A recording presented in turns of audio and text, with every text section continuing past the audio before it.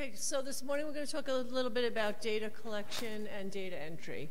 I'm going to focus on the electronic medical record, and I'm going to focus really on Epic since that's the system that I use and the only system I have access to. How many people use Epic? Anybody use anything else other than Epic, any other systems? So maybe at the end you can share some of your hints and tips of how you gather data from those systems. So the first screen I'm going to talk about is the snapshot. When you open Epic and you click on the patient, this is the first screen you'll see is the snapshot, and you'll see things like the patient demographics, allergies, primary care physician, the problem list. And on the problem list, you can see, unfortunately, things are up here, which is FFGS media. If you click on those, it will open up and it will show you the ICD-10 code as well.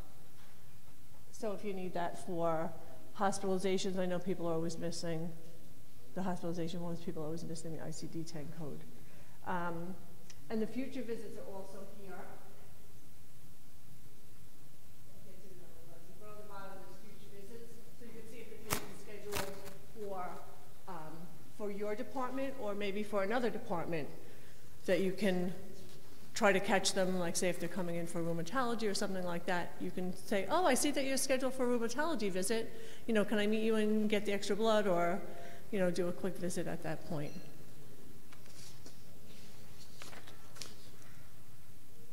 Okay, the results review tab, all the tabs are across the top in Epic, so if you click on results review, it will give you all the lab data.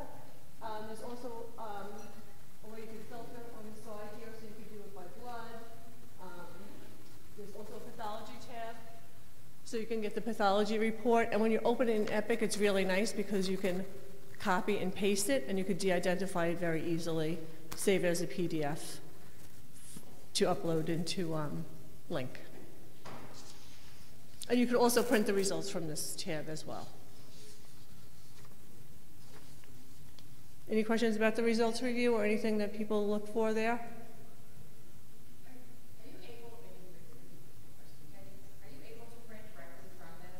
Yes. I can't print, and some of it is because I have a medical college computer and I'm logging into the children's hospital system. Like I can only print when I'm at a children's hospital computer.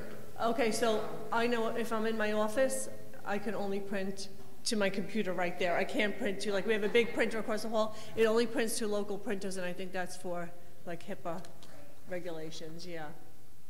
Because also when I try to print other things, like I'll try to print the schedule for Dr. Trackman, and it will only print to the computers at FINC where the patients are seen. I can't print it to my printer, because when I pull up all the printers, it's nothing local, yeah.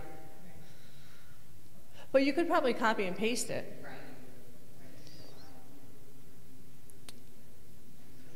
Media tab. This is, again, another tab across the top. But this is where local things will be scanned in. So if the patient comes with medical records from another institution, if they have labs drawn locally at their physician or LabCorp or Quest, and the results don't automatically populate into Epic. If it's ordered through Epic, it should automatically populate in that results review tab. But if it's just ordered on a prescription, oftentimes you'll get the results on the fax and you'll scan everything under the media tab. So if you're looking for things, records and things like that, you could usually find it here. And it tells you pretty much what, what everything is, depending on who scans it in, how they do it, like outside labs, file reference. A lot of it is financial forms and things like that that we probably have no interest in, but it's pretty nice to find all that stuff there. Encounters, another tab across the top. So all visits to the institution are listed here. You can filter by your department. So like I could filter by pediatric nephrology. You can open an encounter. If you click on the encounter, it will open. You could see the physical exam. You could print it if you want it as a source doc. It'll list the vital signs, the physical exam, any notes, medications, and things like that. And you can also find hospital admissions here. So when people are admitted to your institution, hospital admission, and you can then open that and find the whole note, the discharge narrative, and everything regarding the hospitalization, the diagnosis, what treatments were given, and all of the notes regarding that.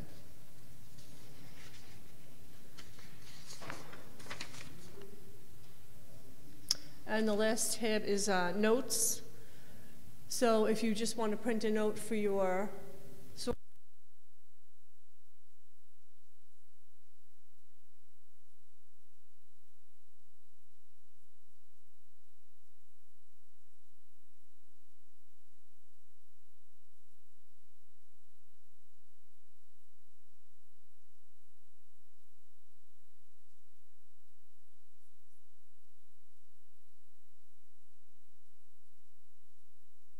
narrative, you could usually get most of the information from there because it will tell what the patient came in for, what they were treated with, how they went home. Any questions about Epic? Can I ask anyone who uses any other medical record system to talk a few minutes about what they use and any other information or things they gather?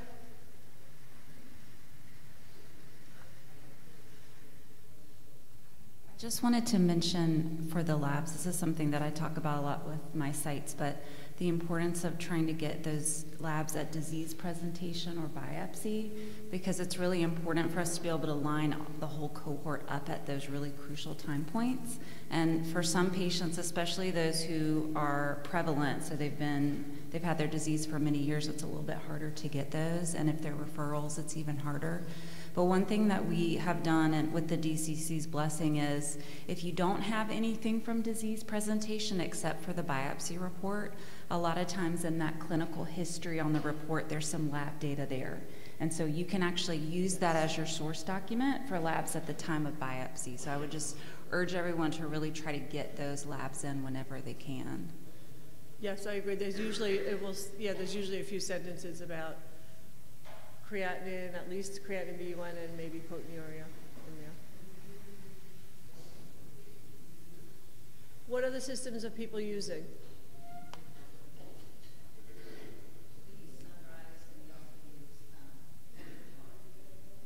So is it I'm assuming they're all pretty similar to click into different fields and get the same information.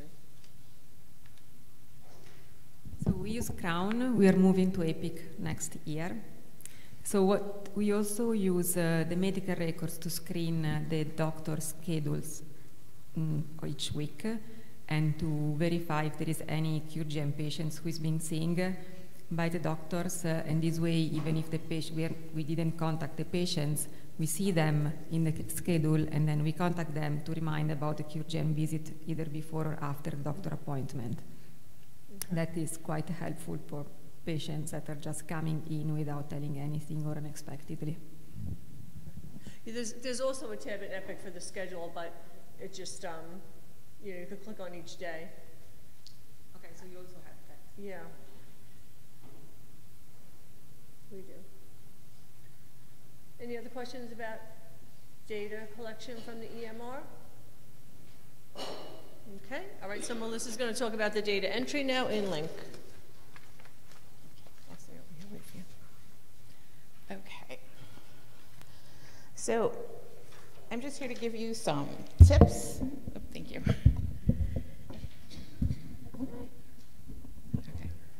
Okay. So I'm here to give you some tips and insights on entering data into CureGen Link. As mentioned yesterday, we are taking suggestions on changes for Cure 2, but for today, I'm just going to go over Cure 1 in the current system.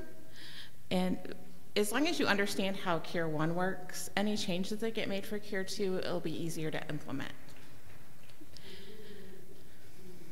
So the visit pop-up. So it's important to understand what information needs to be entered into the screen, when it needs to be entered, and how to enter it. So the first thing you need to do is enter the time and date of the visit. And then you always want to mark which type of visit it is, if it's going to be in person or a remote visit or a phone visit. And then we have the visit status. So you'd mark it, it's always going to default to a waiting schedule, and then you want to change it to scheduled. Once they've come in, you can change it to visit occurred. Once you've finished all the CRFs and blood draws and everything, you can do it completed. And of course, if they missed the visit, you mark it as missed. Then we have the sample kit. This is really important. It should default to what is supposed to be used, but if anything gets changed, you can actually change it in the drop-down. So if for some reason you use the wrong kit by a mistake, you can go in and change the sample kit that's being used if you want it to be a small, medium, large, or an adult. And then once you've marked it as the visit as scheduled, you'll also be able to enter the sample collection. So you'd want to go down, and the suggestion is to use prepped, and then that way you can scan the barcode in. If you're using the wrong kit, it'll tell you, and that way you can change the kit before you even use it on the participant. Okay. If you mark it as not collected, you would have to make sure to put in the reason it's not collected, and if you use other specify, you would have to enter that in the other specify column. Okay. So if you use prepped, what will happen is you will get, oh, sorry, I thought that got moved. Up here where I have DNA consent, yes. This is actually a suggestion that has been sent to our programmers. I can't guarantee when this is going to be implemented, but we're hoping soon, so that you have an easy reference to if the DNA was consented or not. So when you use the prepped, you'll see this little trash can icon. You can go into so you can link the barcodes, and then you'll go into the barcode label sheet, and you can print that out. And as long as you just hit the red circle with the line through it, so not to save it, you'll still have the trash can here. So if the participant doesn't come in, you can just click the trash can, it'll unlink it, and you can use that kit for someone else. So that's why we always suggest that you do the prepped first. Okay. Any questions on the visit pop-up? Okay, so now we're going to talk a little bit about the shipping tabs. So you want to make sure when you go into them, we have the two shipping tabs. The top one here is an example of the one for the biosamples, and the one at the bottom is for the DPR, or pathology shipping. You want to make sure that you're choosing which location you're shipping to. So for you're sending to the NIDDK repository Precision, that's the first one. The NIDDK genetics repository, that's just for the ACD tubes. And then PCC repository are the ones that you would ship to your PCC. And then for the DPR, you want to make sure that if you're shipping pathology for enrollment, you want to ship it to the PCC. But if you're shipping to the DPR, you want to make sure that you click under the DPR. Okay. And then once you've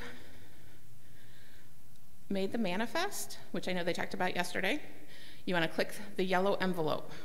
Okay. And then so the yellow envelope will create the email, and it'll give you the manifest in the CSV file, which is the correct format for the repositories. Sometimes if you send a PDF of it, you'll get an email saying, hey, we need it in the correct format. So that's how easy it is to send it in the correct format. You just hit the yellow button, and it's right there. And then you can put your email in, and if you want to put a message about what you're sending, and then just hit send. And if you put your email in, that way you'll get a copy of it too. If anything happens, you have to send them another one. It's already there. Okay. Any questions about the shipping? Okay.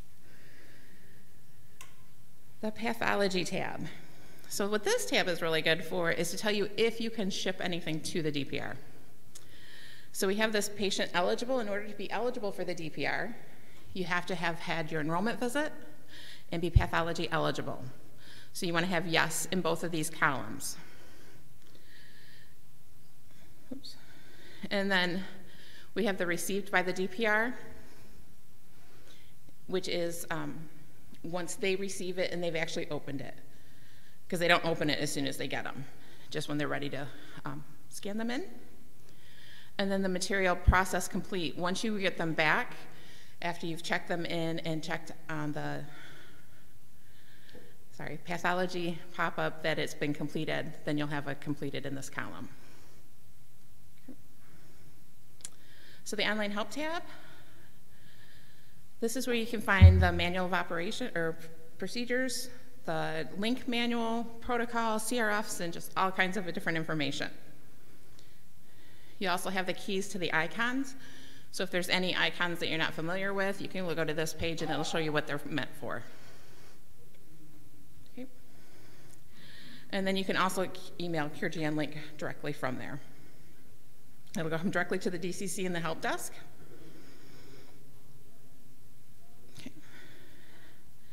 Okay, so then we have the reports that are available. The first one is a visit completion report. And this, when it comes up, it'll be just the green section that shows your site overall, like how many has been completed of each visit, out of how many is expected, how many CRFs have been completed. And then if you hit the button up at the top corner, it'll actually give you a breakdown for every single participant. And this gives you more detail of like what CRFs have been completed, that still need to be completed, when biopsy was uploaded, and things like that. Okay. The other report is the visit status by patient. And this is a nice color coding to show you where the visit status is for each of their visits. So if it's if it's white, it means the visit's been completed and all done. The green ones are future visits. The orange is visit documented as missed. The yellow is the visit needs to be documented as missed, so it's like way past the window and nothing's ever been entered. Red is overdue, and that's generally if you've marked it as scheduled and it just hasn't happened. You want to go in there and make sure you update that. And then the blue is just a link needs to be updated. Nothing's been done with it. Okay. Any questions about anything in link? Mm-hmm. Means, okay, the visit has been entered, but just not complete. Right. Yeah. It's like something's been entered, but it's never been gone any further than that. Yep.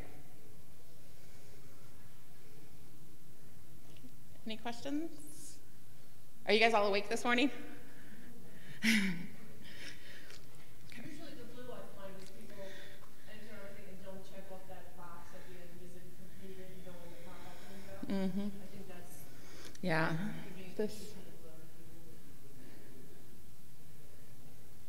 Yep, this one down here at the bottom. Right. The task has been completed. Yep. Very important to check mark that. Okay. Okay, so let's see. Oh, we still got time. So if you look in the last section of your manual thing that you got for here, you will see the very first page is a crossword puzzle.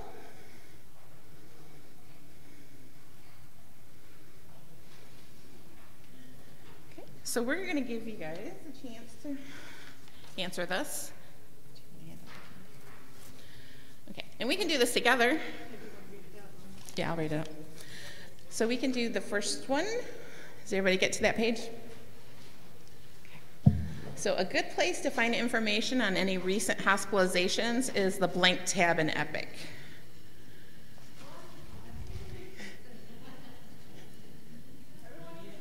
Yep. Just shout it out if you have it.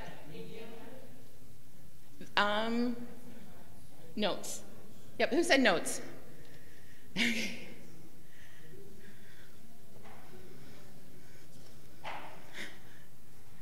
Okay. So the table on the blank tab will tell you if a pathology case can be sent to the DPR.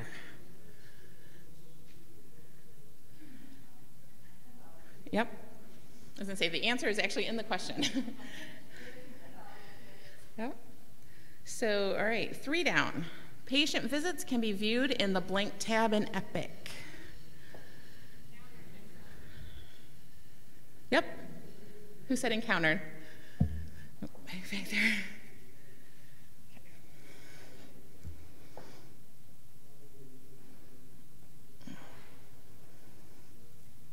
Okay, so we want to do 5 down. Reference documents can be found under the blank tab and link.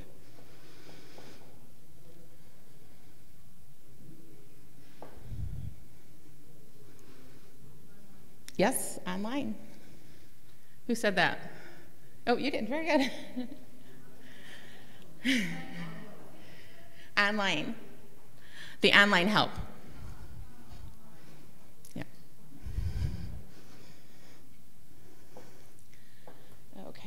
So the pathology report can be found under the blank tab in Epic. Yes, yep. Just raise your hand if you answer it so that Suzanne knows to give you some candy, okay? Results.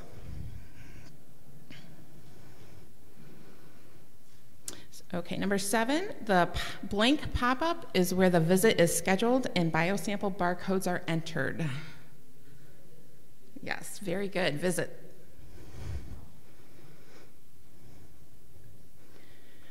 Okay, and then 10, the diagnosis code can be found by clicking the blank list in Epic. Problem, correct.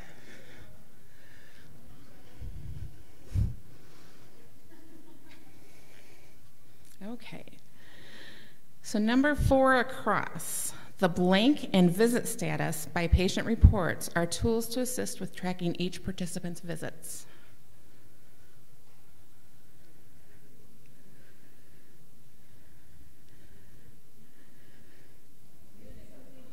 Yes, visit completion.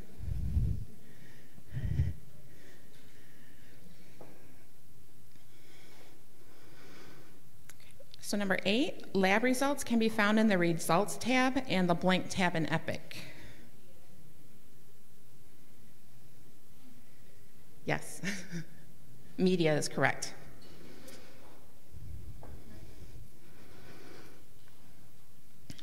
Okay, number 9, clicking the yellow blank icon will create an email for the repository with the manifest attached in the correct required format.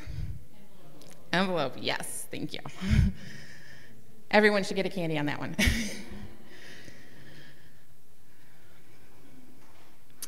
Number 11, the next scheduled visit can be seen in the Blank tab in Epic. Snapshot, yes. Okay, last and final. Blank lab reports can be found under the Media tab in Epic.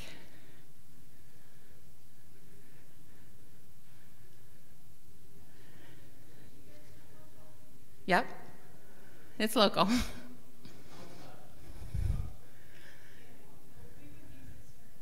Okay. Again, that goes by site. Okay, great. Well, thank you, everyone. And let's see, we've got a few minutes, so once we get the transition for the next report, or the next one, which will be report cards.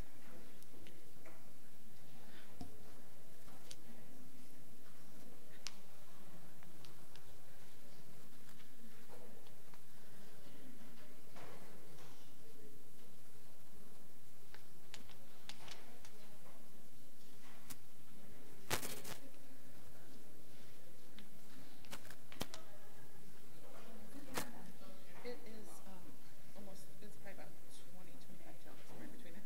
Okay.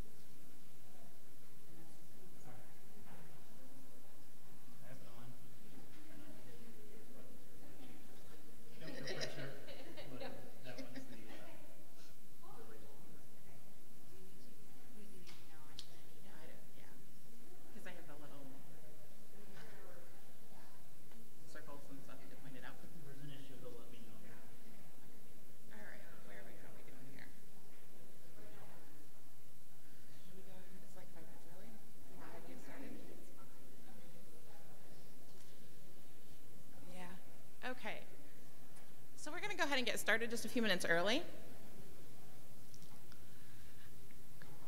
So now, how's that? Better? Okay. Okay, so the report cards, which everyone has seen. So I'm going to go over a little bit about how to understand the report cards, like how to read them, what it's telling you. Okay. So first off, the site report cards were created and they're maintained by the Data Quality Committee. And we do get input from the DCC, the study coordinators, and investigators. And they should be used as a useful and user-friendly tool for sites and PCCs to measure progress and identify actionable items. This is also a good tool to use with your site investigator for you to sit down and have a talk with them about like where it needs to be addressed at your site and where you guys are doing really well at.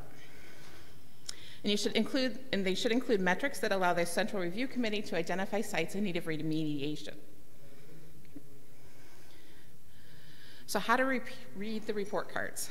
So currently it's broken into 6 sections: screening and consent, visits and CRFs, biosamples, pathology, data quality, and biosample shipping. And a detailed description of each metric is located in the report card memo. And you'll notice that in your book, the next 2 handouts, one is a copy of a sample report card, and then the report card memo. So how do we read the report card? The time periods. On the top bar, you'll see one that says current as of, and that's all the data cumulative through that date. And then the prior date is cumulative through the last report card. So you can see what the changes that happened between the past report card and the current one. And to make it an easy look, you'll see the change column, and that has arrows. A green arrow means it went up, a red arrow means it went down. So you can actually still be in a red zone, but if you have a green arrow going up, that means, hey, you are having improvement.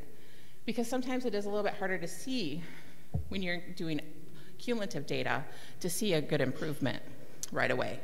So you want to watch those arrows. And then the all-site mean percentage. So the percentage is the mean percentage, the average of all the sites together. And then in parentheses, the range is the lowest range and the highest one. So that just shows you, like, for this example, they are at 4% for the current quarter for loss to follow-up. So the mean range is 8.8, so they're below the mean range, which is great. And then the range is 0 to 50, so they're actually, of course, closer to the lower end. Again, that's good. So how to repeat the report cards as far as color coding and performance.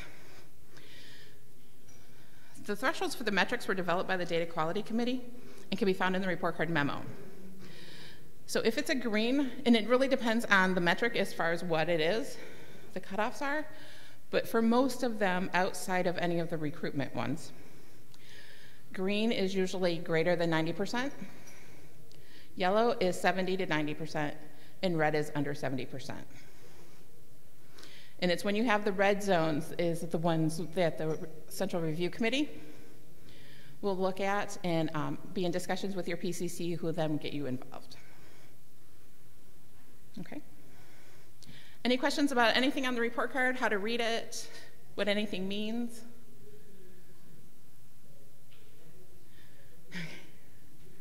Well, then I will pass this over to Sam to talk about some site improvement plans. Good morning, everyone.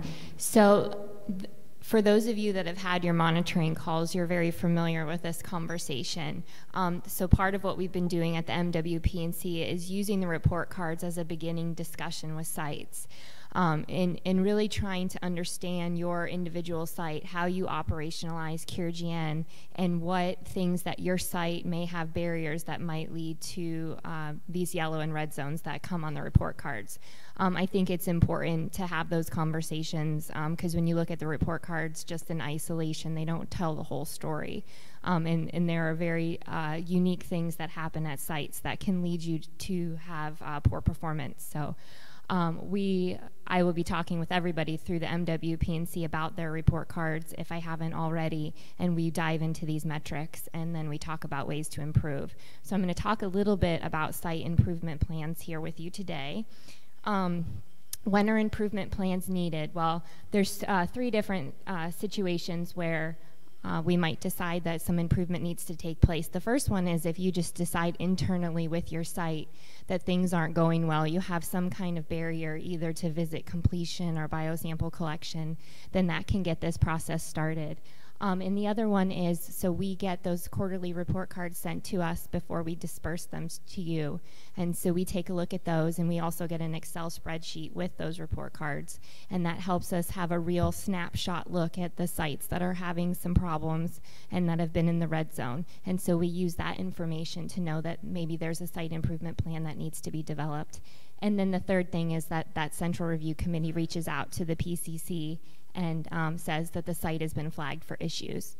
So the next slide here will show you how those flags come to be. So you can have red zone sites without being, or you can have red zones without being a red zone site. So I think this slide does a good job of explaining that differentiation. So if any of your first 3 recruitment and retention metrics falls into the red zone, you will automatically be a red zone site. And so those 3 metrics involve if your enrolled patient count is less than 5, and we've been stressing that a little bit less than that right now because we're not currently enrolling. So we haven't been following that as closely as we have in the past. But if we start recruiting to replace that, it'll be something we'll pick back up again. And then going along with that, if the recruitment in the past 12 months was below your contractual goal. But the big one that we're really highlighting right now, and you've heard a lot about this weekend, is retention. And so if you've lost more than 15% of your subjects lost to follow-up, and you have more than 6 people enrolled, you will automatically be a red zone site. So please keep that in mind. Retention is so important moving forward. So that will prompt this process to get going. And then the other caveat is that if 2 or more of your metrics fall in the red zone, it doesn't matter what 2 they are, then you become a red zone site. And then the third is if you have a metric that stayed in the red zone for 2 quarters or more in a row, you're a red zone site. Does anyone have any questions about what makes the red zone site or a non-red zone site? Okay. So the first step in creating the improvement plan, as I alluded to earlier, is really having that in-depth conversation with the site and just getting all the background information of what's going on and identifying what the issue is. Some things are out of the site's control. Contracts play a role in things. We wish money didn't, but it does. But then some things are just easy fixes. So having a really in-depth conversation about what's led to the performance. Unfortunately, all of you are probably aware, many of you are not the first coordinator for CureGN for your site. So coordinator turnover tends to lead to these issues sometimes. You might inherit the study in a suboptimal place, and so you're in the red, but you just took over, or you've been going for a little while. So there are some historical issues that can plague sites. So it's really important to have that conversation and figure out how we've gotten to where we are today. And again, so understand what barriers, so once we identify the issue, then what barriers exist to fix that issue. And then what can we do in the short term, and then what long-term changes do we need to implement to get you back up, your performance back up. And then what's a timeline? And this is, so it's very site dependent on what the timeline might be to institute these changes. And then how often does the PCC need to be involved? So all of those components go into creating an improvement plan. And so I have an example listed here. So this is from a site that was struggling with visit compliance. They were doing really well with their in-person visits, but overall visit compliance was very low. And so we asked them to meet with their site, because part of this is knowing who your subjects are and knowing what their barriers are. That kind of goes along with what we were saying yesterday with retention. So the site knows their subjects the best, and the site knows what those individual subjects' barriers are to being able to come in for visits or get their biosamples completed. So they get together and they talk about, okay, our overall visit compliance is 65%. What can we do, knowing who our subjects are, to increase that? And so this is just an example of a plan that was submitted back to us. So they were having trouble with visit compliance. So their first step was, we don't do research-only visits. Let's go back to the drawing board. Let's ask our subjects, are you guys willing to come in for research-only visits? And then they actually were able to offer additional compensation to their subjects, in which some sites are and some sites are not, to reimburse them for that extra travel expenses. And then their second part of their plan was to be more aggressive with phone calls, because they were really stressing that in-person component. So they decided that they would start being more aggressive with their remote visits, and to start monitoring their visit windows with the visit status by patient report in CureGN Link, to follow their patients more closely. And then their third part of their plan was, if there was a clinic visit that fell outside of that V1 window, they were going to start working more intimately with their nephrology division to see if those appointments could be flexed a little bit to accommodate both. So that's just an example of a plan that was submitted to us. Yes, so they have shown some improvement. Melissa asked how they did after they submitted this plan, and they have shown improvement on their most recent report card. So as Melissa said, these are cumulative, but we watch those arrows, and if your percentage points start to tick up, then we feel better that we're making progress and we're getting things fixed. So on these next slides, I just have a couple best practices that we have heard along the way through these monitoring calls for sites that have had issues in these various compliance areas. So under visit compliance, and some of these things might be things we've already mentioned throughout the last couple days, but just utilizing appointment reminders can help with visit compliance, whether that's by text, email, or MyChart messaging. Using Excel, so I have a coordinator that says, and I don't know how to do this, but I'm working on trying to figure it out. There's a way you can program Excel to actually have a countdown for you on the number of days that are left in the visit window. So that's actually a real great real-time, okay, I have 38 more days to get this patient's B2 visit done. So look out for that. As soon as I can develop the how-to sheet, I will disperse that to you guys. I think that's helpful, especially when you have 20 plus patients at your site. Trying to keep track of everyone's visit schedule can get daunting. So I think that'll be a good tool once we finish developing that for you. And if there's anyone that's Excel wizards that already know how to do it, send me an email and I'll disperse that to everybody else. And then, as we talked about before, just trying to think outside the box and use other technologies for your remote visits. As far as biosample compliance, biosample collection can be a barrier for sites in the afternoon. And that has a lot to do with the length of time of the patient's appointment, how long you might have to wait in an outpatient laboratory for those samples to be collected. Then you have to process them. Then you have that 2 hours before they can go in the freezer. So that can be a huge barrier. So just knowing that it's better to do a CureGN visit early in the day. Some sites have been able to work with their nephrology division and get those appointments scheduled in the morning, and they just work with the family. I said the more you communicate with the family, the more they understand the study, I think the more willing they are to be flexible, within reason. So knowing that time in processing is a barrier, trying to do the appointments earlier. Some sites mail their urine cups to their participants before the visit so that they can bring those first morning urines in, and they usually call them a few days prior to and remind them on how to do that collection. So that's a best practice for urine. And then some sites are able to actually travel to the family and pick up urine samples, or they can travel to, so Nationwide Children's Hospital has close to home centers that are scattered throughout the state of Ohio. And so we're actually, within reason, able to travel and meet these subjects, because many of them get blood draws prior to their clinic appointments and prior to when you would see them for the CureGN visit for various reasons. What we see a lot is a lot of our patients are on Prograf, the immunosuppressant, and they often need first morning levels drawn. And so we would actually travel to these close to home centers to meet them and get the research blood at the same time. Again, that's not going to be an option that's going to be available to everyone, but it is something that has been utilized. And then for PRO completion, some sites mail this to the family ahead of time. We have some kids that this is a tough requirement for them.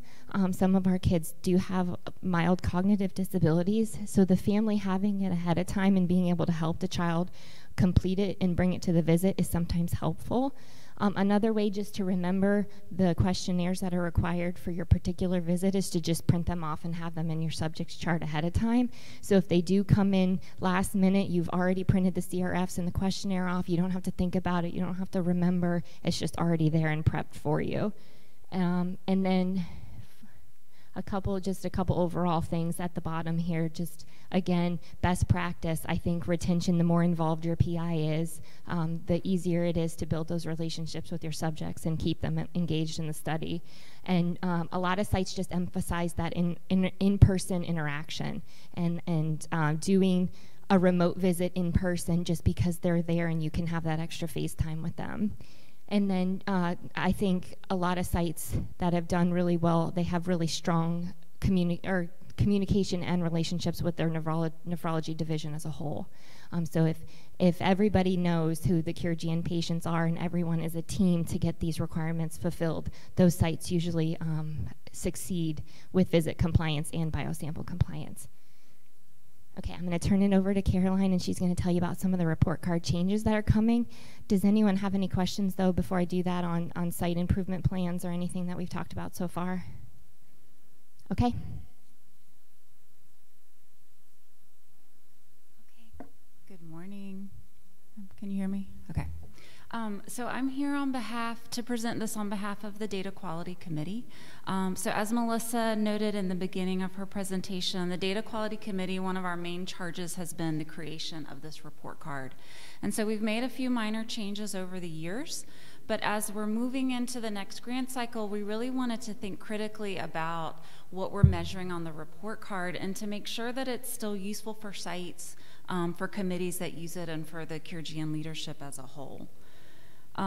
So this is one of the current sections of the report card, and this is probably where one of the biggest changes is being proposed. And so as we've talked a lot about in this meeting, the focus is really starting to shift from enrollment to retention of patients. And so in our current report card, we're measuring, the number of subjects enrolled, the number of subjects lost to follow-up, and then what we were calling our incident or local biopsy cohort. What we're proposing is really changing this section to a recruitment and retention section. So we're still going to measure how many subjects are being enrolled. We're still going to measure the subjects that are being exited from CureGN. So this could include loss to follow-up and maybe some other categories as well. But then we're also want to look at how we're interacting with the subjects that are currently enrolled. So our subjects having at least one in-person visit per year, which is sort of our gold standard of visit completion. Our subjects having at least one visit per year, whether it be in person or phone, and then have subjects had at least one visit ever post-baseline. So we're still kind of working things out here, but I think you can sort of see the direction in which we're going here. One of the other changes, and this has really been something that the sites have talked to us about, is making a way for us to really be able to measure more short-term progress. As Melissa mentioned, currently we're just measuring cumulative periods, so the previous cumulative period compared to the most recent cumulative period. If you have a site with a small number of subjects, or for other reasons, it may be really hard to dig yourselves out of some of these red zones. We do have the arrows here that help, but we still thought it would be nice to have some kind of way to measure more short-term progress. Now, we're still not sure what this time frame is going to be. It may be 6 months, it may be 12 months, but we want to have something there so that you can see what's happening in the short term. Another change we've proposed is including these blue bars, which simply mean that there hasn't been any change between the two cumulative periods. And then we also want to include these arrows for every metric, not just the red zone metric. We've heard from some coordinators that when they get these report cards, that's kind of the first thing they look at. So we want to make sure that we have that there for all of the metrics that we're studying, because they're all important, even if some of them are less so than others for the red zone. This is more of a technical change, but we realized that we had some duplicate red zone values here. And so what we've done is we've taken the red zone off of the visits with any blood collected and then the RNA and DNA sample visits, because all of these are really going to be reflected in this annual expected blood collected. I think Sam mentioned this yesterday. This is really measuring if you got every type of sample over the study year. So we don't want to ding you multiple times for the same thing, so we've removed some of those red zone marks there. And then finally, we wanted to include a measure here to see how many biopsy cases are in escrow, because this will help us understand if sites are having any issues getting cases prepared and shipped to the DPR. As more sites are starting to ship these, then we want to make sure that we identify these sites quickly so that we don't have a lot of errors that we have to go back and fix. I think those of you who have started shipping to the DPR know it can be a pain when, after you've already shipped things, they come back and tell you that things are wrong. So these are the main proposed changes. I'd be happy to take any other recommendations or suggestions. This is still really a work in progress. I think we were being ambitious, thinking that it was going to be ready for this past report card. At this point, I'm not sure it's even going to be ready for the next report card. So there's a lot of time to still think about this and look critically at this report card. So we can take questions about this or anything else related to the report cards.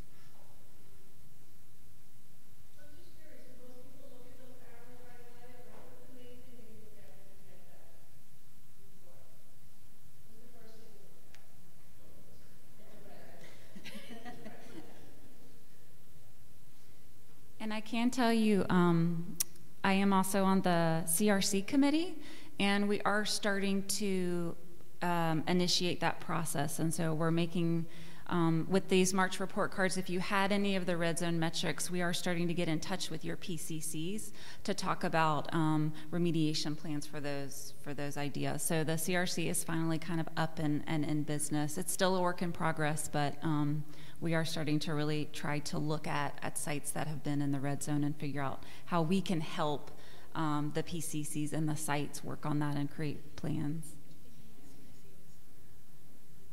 If you don't know what the CRC stands for, sorry, it's the Central Review Committee.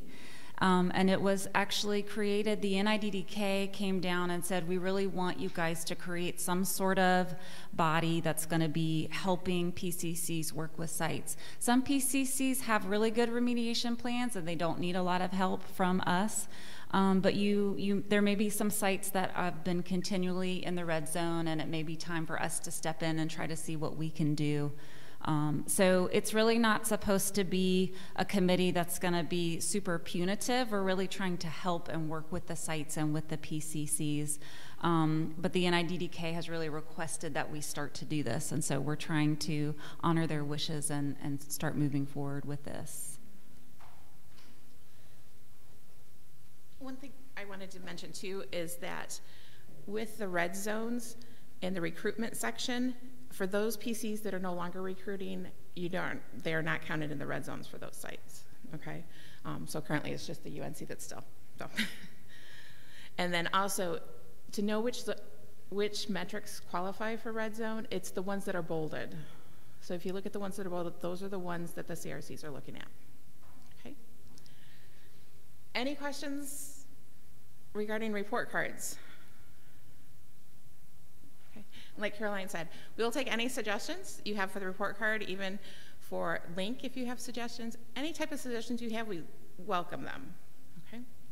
We will definitely submit them, just can't guarantee everything will get put in right away, okay? So now we're scheduled for a break.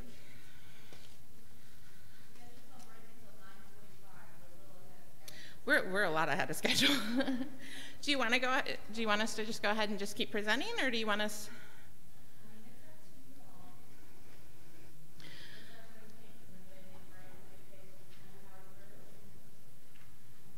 If we just keep powering through, then we'll have a lot more time for the Q&A session, which I think would be a great idea.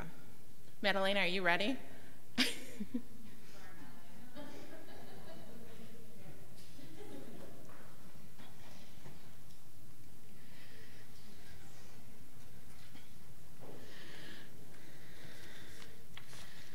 Okay, just to let you know, after you get past the report card memo in the binder here, we have some query examples. If you want to, as we go through this, mark down, like we left a little space, plus there's lots of white space, so you can mark down if there's some things that like how to fix queries and such like that, okay? Okay. So queries, you know, they're inevitable. Everyone's going to get a query at least once. but it's just a way for us to make sure that the data is correct. So we get a lot of questions about, like, why are queries important? How often am I going to get the queries? How do I read these things? And I didn't do it. How am I supposed to fix it? And then how do I respond to the queries? And we're also going to give you some tips. So why are queries important? Data integrity, reliable results, trustworthy publications, current and future proposals, study continuing, and study success. And then the ICH GCP guidelines specify that the clinical trial data must be accurately reported, recorded, and verified to ensure its scientific integrity. Okay? Just like with the DNA, which I know a lot of you, we've had a lot of queries going around for the DNA consent. It's so important that that is correct, because it could shut down a study if anything was collected incorrectly and used. So we want to make sure that everything we do is correct. So how often are you going to get these queries? I know last month you had a lot of different queries coming out all at once over a time period, and it was very overwhelming. Normally, the biosample reconciliation comes out quarterly, as well as the data and medication queries. The medication queries are going to start coming out quarterly, and then the visit queries and pathology queries. And then we have the ad hocs that come whenever. So what we are doing is working on a schedule so that you guys are not going to be getting random queries. Okay? So it's in the approval process right now. So the current quarter queries, though, will be coming out next week. And the current effort is to streamline the process by releasing the queries in a predictable and regular manner. The current proposal is to provide the queries quarterly, like we always do, but include the ad hoc ones at that time. So any of the ad hoc queries that we get, they're going to be reviewed by the research department for DCC, as well as the data quality committee, who will make sure that they're understandable, that the instructions on how to complete them make sense. And then once those are approved, they will go out with the quarterly reports. So you'll only be getting queries once a quarter. And as soon as that gets approved, which should be for the next quarter. Sorry, I just lost my train of thought. So yeah, so like if an ad hoc query comes in for a paper or a ancillary, those won't be coming out to you just whenever, okay? We do want them to come out with all the other queries. And hopefully we're trying to get them so they'll come out in the same format. So you don't have 5 different things. The visit schedule, or the visit queries will still be in the PDF form, but we're hoping everything else will be in the Excel file with the drop-downs, okay? So how to read queries and how to resolve them. So biosample queries. Sorry, I'm getting my notes here.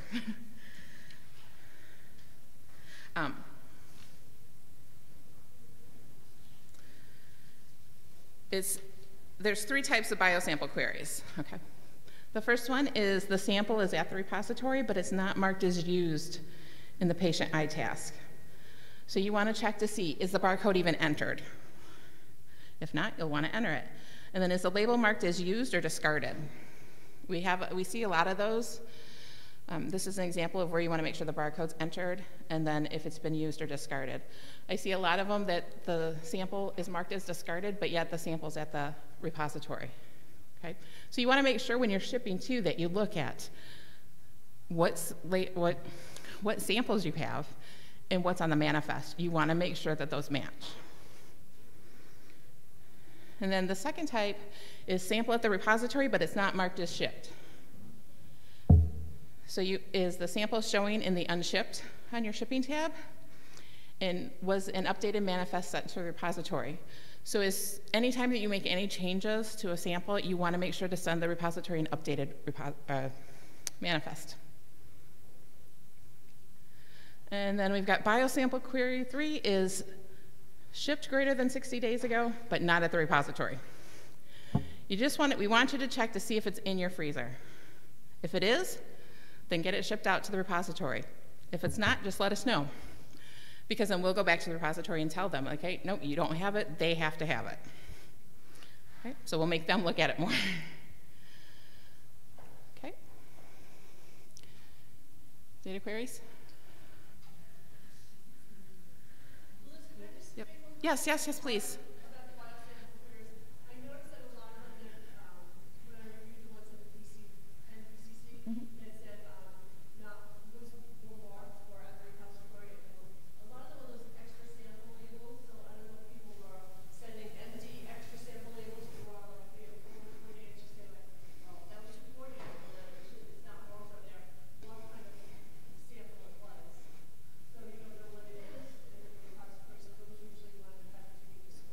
Right. Okay, that makes sense, yeah. So yeah, that's why it's just, when you ship, you should be shipping monthly, okay? No matter how many you have, because the smaller the shipment, the easier it is going to be to find an error. If you wait 6 months to a year and then ship everything, that's an awful lot to go through if something doesn't match. So yeah, just and it does, as they were telling you yesterday, when you create the manifest, you get that pop-up that tells you like how many are in there. That's just, you can look at it and say, oh, yep, we have the same amount. At least you know the right amount's going. That eliminates that issue. Okay. Any other questions about biosamples? Queries? I know they're everybody's favorite. Okay, so then we have the data queries. So how do you read these? So you have the study ID, which visit it's for, the date, which CRF the query is for, the section, and which question number it is. So you can go directly to that question and answer it. So sometimes it could be that it's the date's out of range. You just want to go in and verify that the date's correct. Maybe the value's missing, so you need to enter it. And sometimes it's just that it doesn't make sense. It's like, you're telling us that they didn't have any hospitalization, or no, that they had a hospitalization, but there's no hospitalization CRF filled out. So you need to make sure you do that. Okay? And so when you're responding in the spreadsheet, you just want to mark it either as resolved, that you went in and you put a new value into CureGenLink, or that it's unresolved pending, you're still looking for the answer, or that the data was verified and it is correct, and if the data is unavailable. And we do want these back in the Excel spreadsheet because it makes it, this is how they read it back into the system, so you won't be queried again. The medication queries, the same. The only difference is that they do have the drug name in here. And then you respond the exact same way. Once you fix it in Link, you come to the spreadsheet and you mark what happened. Okay. Any question about those queries? Yes?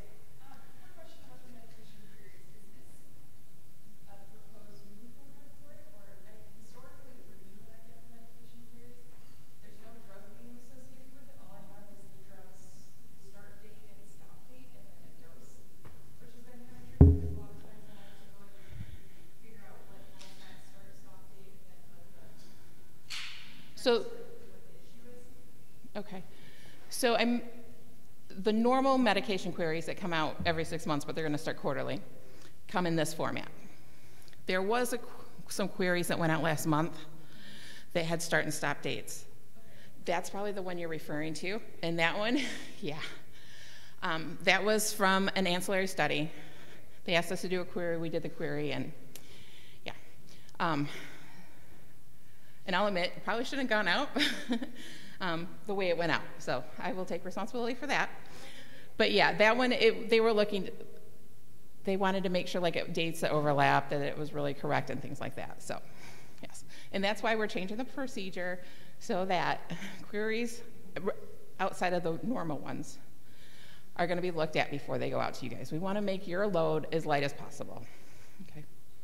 And also let you know, when it comes to like the repository queries, I go through every single one of those before I send them out. I actually eliminate like half of them, so. Okay. Yep.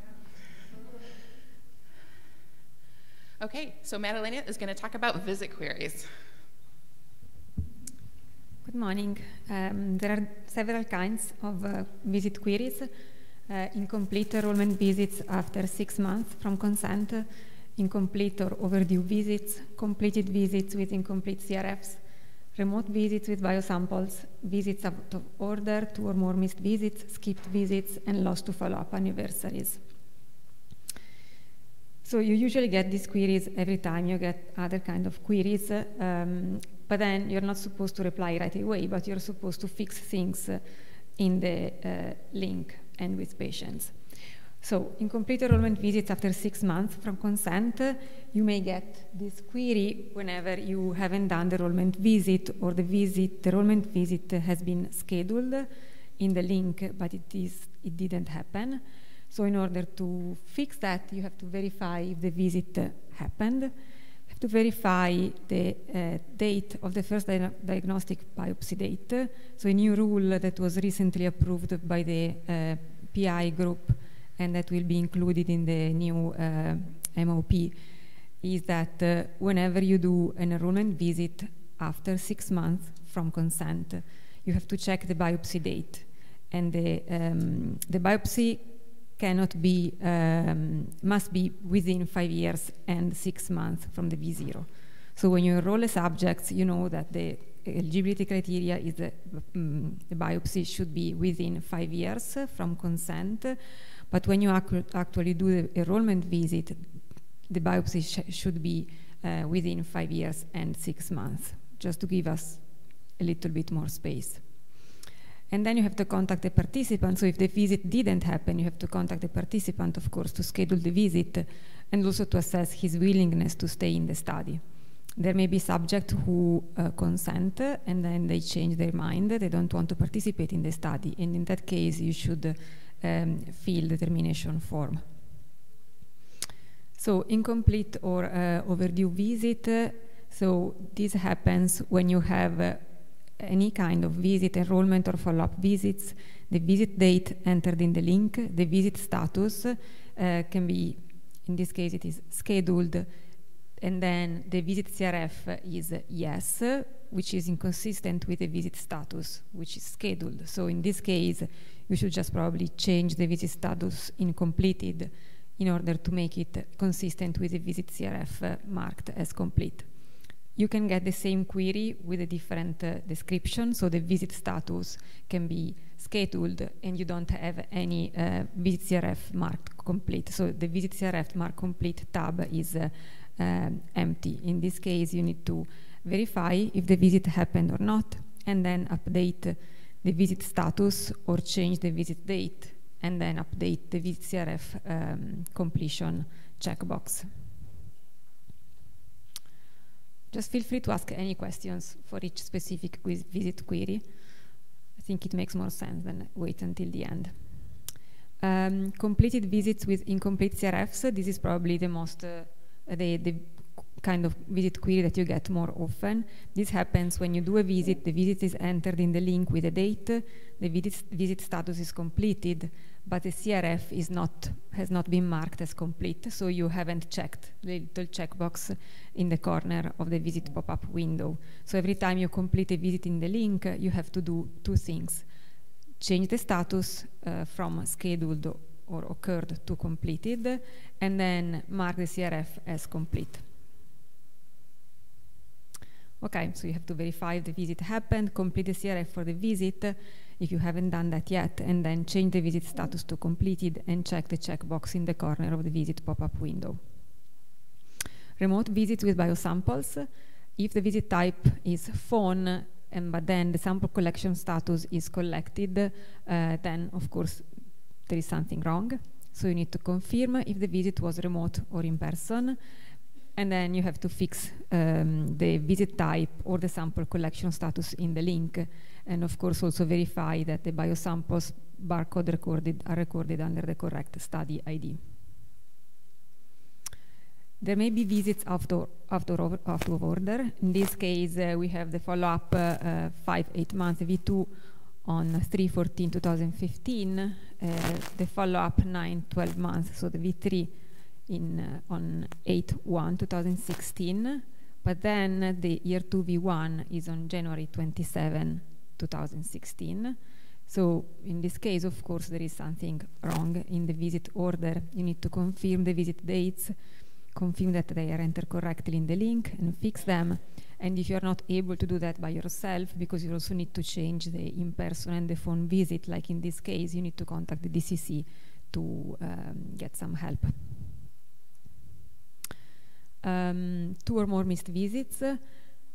This happens when subjects, so as you know, if a subject miss more than at least 3 visits, they are considered as lost to follow-up. But then you get this kind of query when they miss 2 or more visits, just to get the coordinators time to contact the patients before the patients before they fall under the out of the lost to follow-up category. So in this case, the last visit is a VR1. It was in person. And then you also find the visit date and then the number of visits that have been missed. So in this case, you have to verify that visits for this patient didn't happen or did happen. You have to contact the participant to schedule the visit and also to assess his willingness to stay in the study.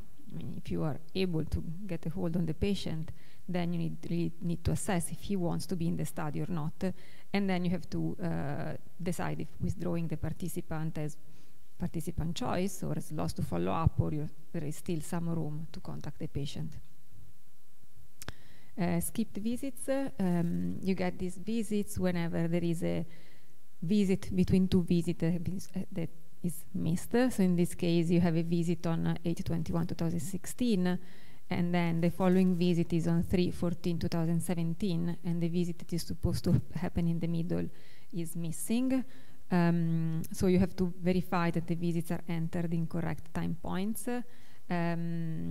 verify if that visit happened and enter it if it did happen, but then if the visit didn't happen, you have to enter it as missed.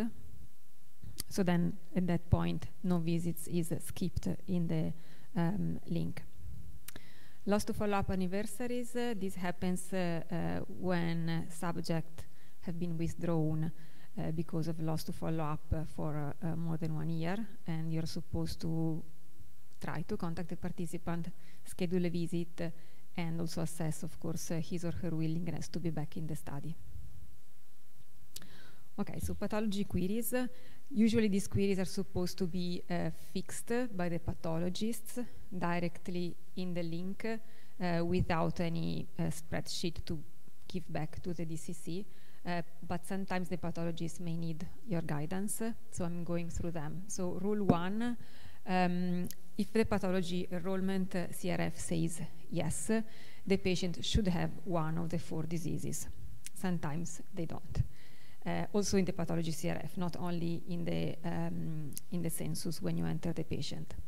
So eligible patients, as you know, cannot have diabetic nephropathy. If they do have diabetic nephropathy, you should withdraw them and fill determination form with initial eligibility criteria not met as the reason. The final disease cohort selected must be consistent with the answers given for the entry criteria, so there has to be a consistency between the pathology diagnosis and what you entered in the census for that patient. Rule 2, if pathology enrollment is no, the patient should have a yes for concurrent diabetes or a no for any of the 4 diseases. Rule 3, so patients with pathology enrollment no need the withdrawal form, so you need to fill the termination form, and the reason should be central pathology diagnosis, and these patients eventually are considered as ineligible. And then for patients who have a withdrawn reason in termination form as central pathology diagnosis, of course these patients should have pathology enrollment no in the pathology CRF. Rule 4, pathology CRF should be completed within 30 days of biopsy report being uploaded. So you will get query for any of these situations, but again, this is supposed to be fixed by the PCC pathologist. As Melissa mentioned, there are several ad hoc queries, including DNA, RNA, repository, medication, and other specific queries. I'm going through the DNA queries that have been released for the first time really recently. So DNA sample collected, but patient didn't consent to obtain DNA as per the CureGel link. This is something that you don't want to happen, but when it does happen, really need to make sure you check all these checkpoints. So if you have to check the paper consent form and any reconsent form that the patient signed. You have to verify the consistency between the patient choice in the most recent consent form and in the CureGen link. So the CureGen link, as it is currently settled, needs to be updated with the most recent choice included in the most recent consent form. If it is confirmed that the patient didn't consent to DNA or consented to DNA after the blood sample was collected, you have two options. You have to check where is the sample. So if the sample is still at your site, then you can just go ahead, discard the sample yourself, and mark discarded in the link as opposed to used. And then you have to fill the IRB, submit any IRB protocol violation you may need to do. But in the eventuality that the sample was already shipped out, then you have to inform the DCC that the sample needs to be discarded. And at that point, the DCC will follow up and try to track the sample location, and it will may take some time to destroy the sample, and this is also something that probably require IRB notification as per your IRB protocol. So if there was a mistake in the link and the patient did consent to DNA, or if the patient changed his mind at some point and opted into DNA before or at the same date the sample was collected, then you have first to update the link so that there is a consistency between the patient choice and the link. And then you have to inform the DCC, just saying that it was a mistake in link and the DNA can be used. Any question? Okay, so when DNA samples need to be discarded? All DNA samples collected from patients who didn't consent to obtain DNA or genetics need to be discarded. No question. Then all DNA samples collected before the patient consented to DNA need to be discarded. This may happen when patient initially didn't consent to obtain a DNA, to genetics, but then at some point they did consent, they changed their mind and they consent.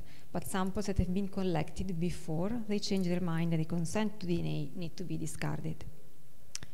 And then all DNA samples collected at any time from patients who initially consented to DNA and then changed their mind need to be discarded. So there are patients who initially said yes, and then at reconsent for some reason they changed their mind.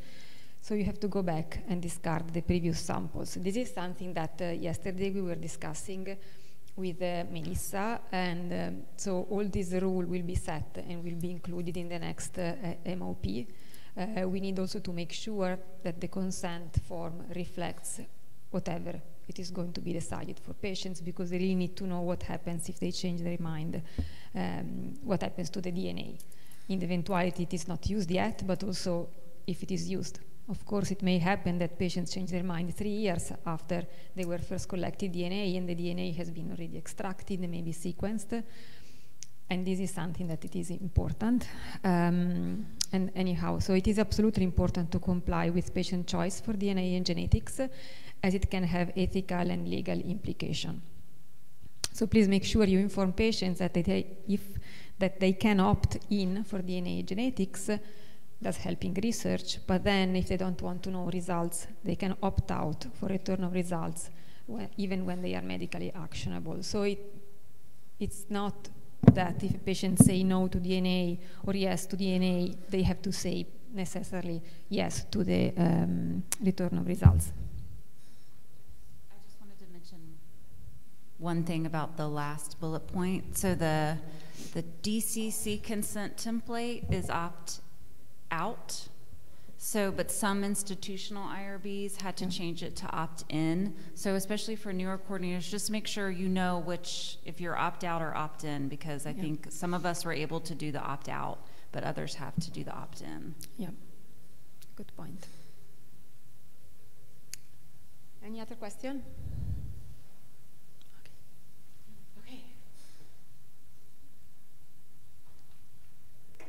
So back to your questions, like, I didn't do it, so how do I fix it? Very simple, the same you would do it if you were the one that did it, okay? So it's not a blame game like, oh, this person did this. It doesn't matter who did it, we just want to get it fixed, right? We want everything to be right, so. So tips on how to prevent and problem solve. So biosample queries. Make sure you have the right biosample kit, enter the kit code and link as soon as possible before you use it, using the prep site. Organize your freezers to keep samples in boxes in chronological order to make shipment easier to organize and easy to query resolution. Make sure you empty your freezer when shipping to the repository, and then compare shipment manifest to the visits files. So data and medication queries, just understand the scientific questions and how the data answers those. Make sure the source matches what you entered in the link. Record all events that occur, labs, clinical events, hospitalizations, everything. Complete all questions in the CRF. Double check dates and medication dosages. Verify units are the same in the report versus the database. And double check for transposition errors. And Link does have nice validation checks that'll come up for most things that have a range. And you can just check, like, if you get one, just check it, say like, oh, it's out of range, but you verify the source document, it's right. That way you know it's right. So when you do get queried on it, you'll be like, yep, I've already checked it, I know it's right. Okay. Visit queries, update the visit status in a timely manner, that it's been occurred, completed, or missed. After entering and submitting all the CRFs, make sure that to mark the visits as completed in both the visit status and also in the checkbox in the corner of the pop-up window. You want to try to minimize the distance between the source visit and recording in Link. And then track patient visits and clinic schedule if applicable to facilitate visit compliance and interaction with participants. And you can always request a retraining for your site if you feel like, that would just help, a refresher course. I know your PCC leads are happy to do that. I'm happy to help with that, so don't be afraid to ask. Okay? Any questions about queries? Okay, so we're scheduled for a break now.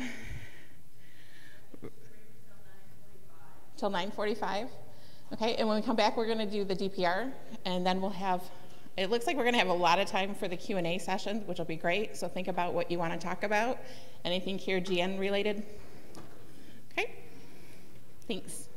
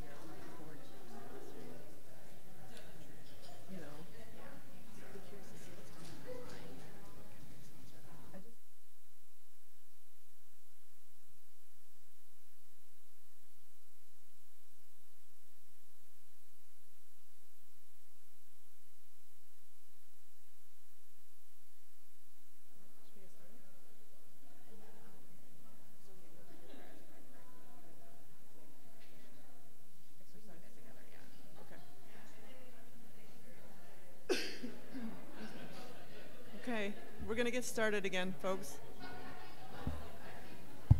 Hello? Okay, we're going to get started again on the DPR and shipping overview.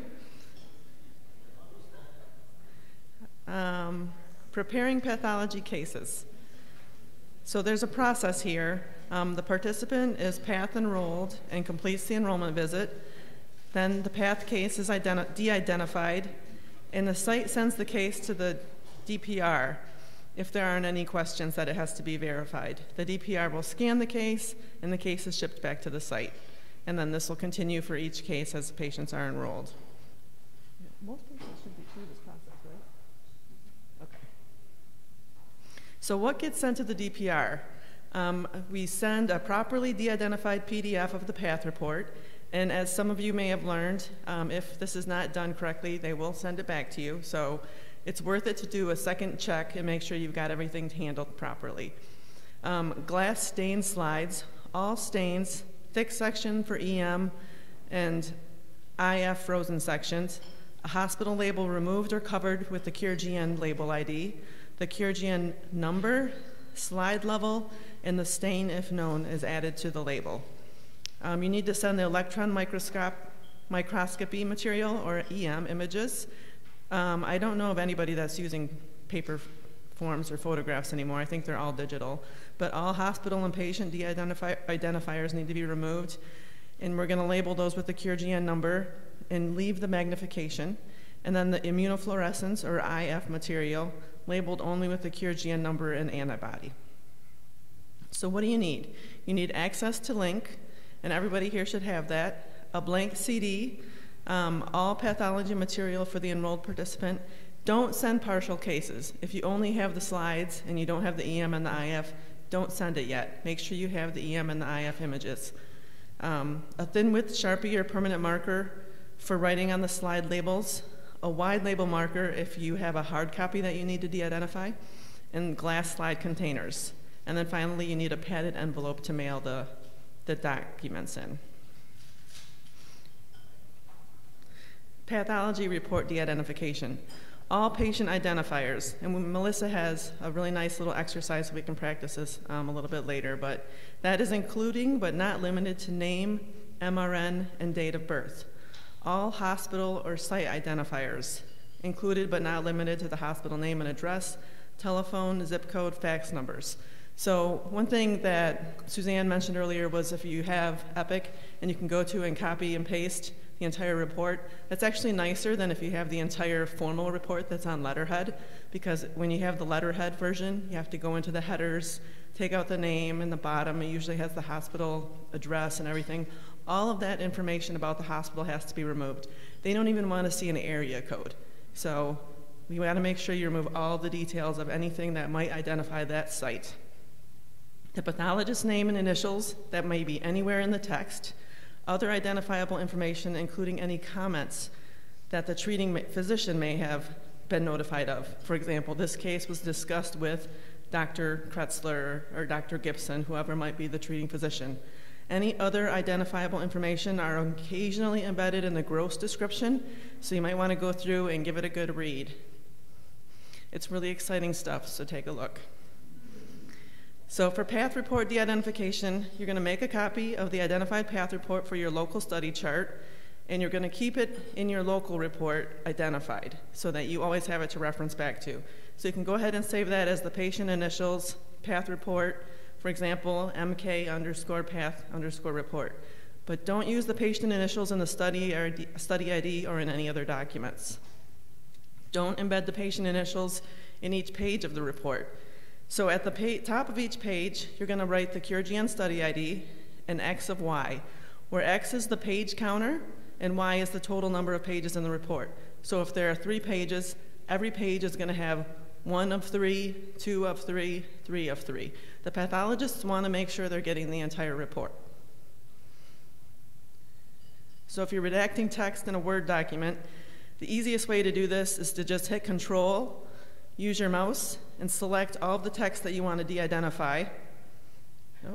And then, I don't know where the pointer went, but if you know where the highlighter is in the toolbar up on top, after you've selected everything, you go to the highlighter, select black, and then it'll all look just like this when you're done. So you don't have to go through and grab each thing individually, mark it as black, next line, mark it as black. If you just hit Control and mouse through everything that you want to select, you can do it all at once. You're going to relabel and save it as a new file. So you're going to type the CureGN ID to each page of the path report in the header. Like I said, every page needs to be labeled. Save it as CureGN study ID _path _report, and then create a PDF for the file. So this is something that Dr. Barasoni is pretty strict on. She really wants files to be saved with underscores instead of hyphens. So please be very aware that you're making sure that you save things with the underscore and not a hyphen. Slides. So here's an image of the CureGN slide. As you can see in the lower left, there's a spot to write the level. If you know the stain specifically, it would be great if you could write that on there. For example, in this set of slides, the fourth one from the left that has like that brown around it, I'm pretty sure that's a silver stain. So you can either talk to your path tech, or sometimes they have it written on the slides, the identified slides, what kind of stain it is. They'll say PAS or TRI for trichrome. Just take a look, and if it's labeled or if you are able to determine what kind of stain it is, that information is also very useful.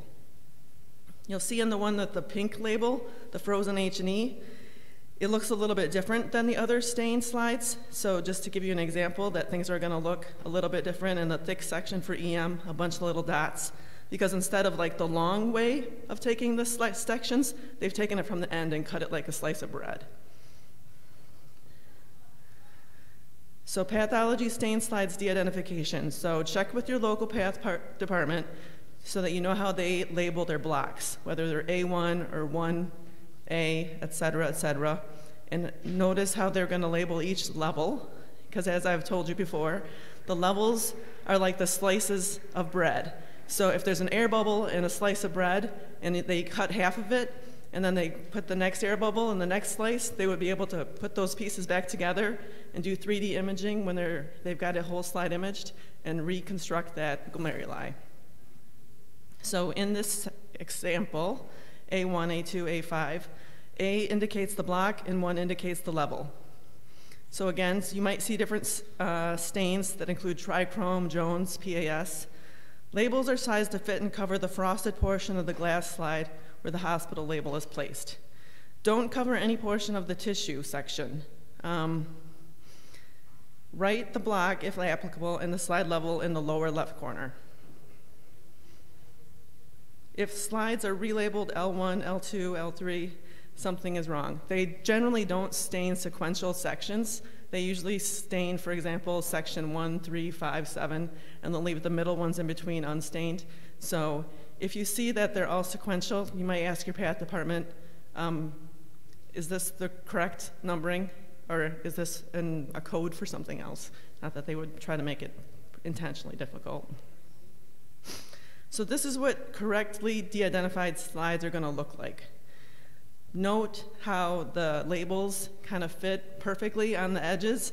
They're not like skewed, or half of it's, or not even half, like even a millimeter or two. When they go to scan the slides in the machine, it creates a problem. So they have to stop, take the slide out, and you're not going to like to hear this, but they'll have to peel the label off and recenter it so that it's not hanging over, because it interferes with the sliding mechanism of the scanner. So please be very careful when you're labeling the slides. So the EM and the IF images. So I always recommend people use Paint. If you have Adobe and you happen to be a whiz at that, that's great. I am not that versed in using Adobe. I think it's a little bit more complicated. But Paint is free. It's almost on every computer, so it's really easy to use. So you're going to relabel each image with the CureGN study ID. So as you can see in this EM image, I don't know if you can read that, but in the upper left corner, the top circle says high protein urina and an MRN number, her date of birth, and female Caucasian. I think that what we want to remove in this case is her name, MRN, date of birth. Underneath of that, in the next circle, is the microscopist initials, and Dr. Barasoni would like that information removed as well. Apparently, that kind of identifies the pathologist at the site. And in the lower right corner, you see it says University of Michigan, Pathology, Dr. Chex P. So we want to take off the site name and the pathologist name. And then you can see underneath of that, someone has gone through and de-identified by going to the lasso tool, which if you look in this little pull-out, it's the upper right. It's shaped like a rectangle. You're going to click on that, put your mouse exactly where you want to start your selection, drag it to cover all the text that you want. And what I usually do is just hit Control X. That way it's deleted, it's not covered, because some people say that if you do this like this way, if you cover it, they can re-identify it, which nobody is going to do because these images are saved as a new file, but apparently somebody with that's a little bit savvy with going through the process can go in and re-identify it. So I always hit Control X to delete, or you can hit the delete button for all those areas of information that you want removed. You don't want to just mask them, you want to delete it. You're going to save each image as the CureGN study ID _, and for EM images, you're going to write EM, and however many EM images you have, you're going to document them 1 of 4. If there are 15 images, which is really painful and long to de-identify, you're going to do 1 of 15, 2 of 15, 3 of 15. After that, you're going to go to the top. You don't want to write over the original file. You're going to save the file name also as CureGN study ID _EM 1 of 4. So you're writing the study ID number on the image itself and saving the file as that name as well. For immunofluorescence, digital IF images are open with any free image adjusting software, just like Paint, and you're going to save all images, both EM and IF, as JPEGs. So even if they come to you as a TIFF, you're going to save it as a JPEG. That's by request of the pathology committee. You're going to label IF with the study ID _ the antibody and 1 of however many IF images there are. If you look at the right here in the lower, you can see the IgG image. You can barely see the C3 complement stain, but it's still green on a black background. So without that information, you're not giving pathology much to work with because they can't tell the stain that was used for IF without it being in the label. So please be very careful and include that. Here are some example types of stains that would be for IF: IgG, IG2, IgG3, etc. So here are some examples of IF image labels. CureGN study ID _ the stain _ X of Y. Are there any questions about that? I know that's really fast, but it's not that difficult, it's just tedious.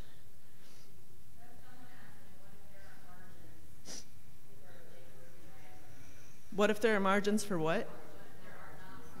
No margins for IF, so that you can't put the study name ID on it? So don't write anything on the image then, just save the file as the study file name. Thank you.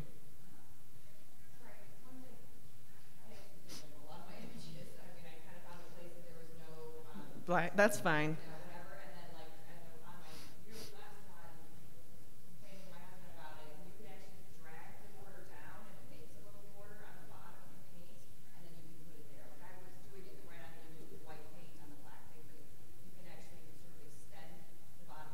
Okay. Okay, so. I can go back and do all of these drawings, Okay. but that's something you can ask them about. That's not necessary, but if you do that, that's great. Yeah, no. So what she's saying is if you put a label on the image at the bottom and then you drag it down, it will create a small border for you. So, and then you can save it as the file name, stain, and then X of Y counter. Thank you for sharing that. I'm not a paint expert, I just know how to use the easy stuff. So are there any questions?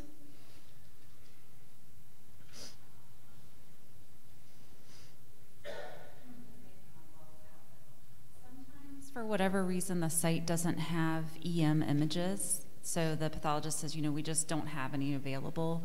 And so we get errors for those from the DPR. I'm just wondering, in the future, we might want to think about adding something so we can notate when we're shipping them. Right. That for those cases, we don't have EM images, because it would save some back and forth between the two entities. No, that's a good idea. They don't always do EM. More times than not, they do EM. I know that they don't always do IF for sure. But that's probably a really good suggestion to add somewhere where we can document that EM images don't exist for that case. Thank you. Any other thoughts? Okay, I'm going to hand it over for Melissa for shipping. Okay, so shipping to the DPR. First, you want to go into the pathology shipping task on the participant's task, iTask, and you'll want to scan in the barcode, the first one and the last one. These have to be consecutive. It can't be any breaks in it. So if you have, say, 5 slides to begin with and then later find 2 more, you would need to relabel the whole set, okay? Because at this time we don't have a way to enter more than 1 set of barcodes. And then here you would also put the number of IF images and EM images. And then you'll hit the arrow button to get the label worksheet.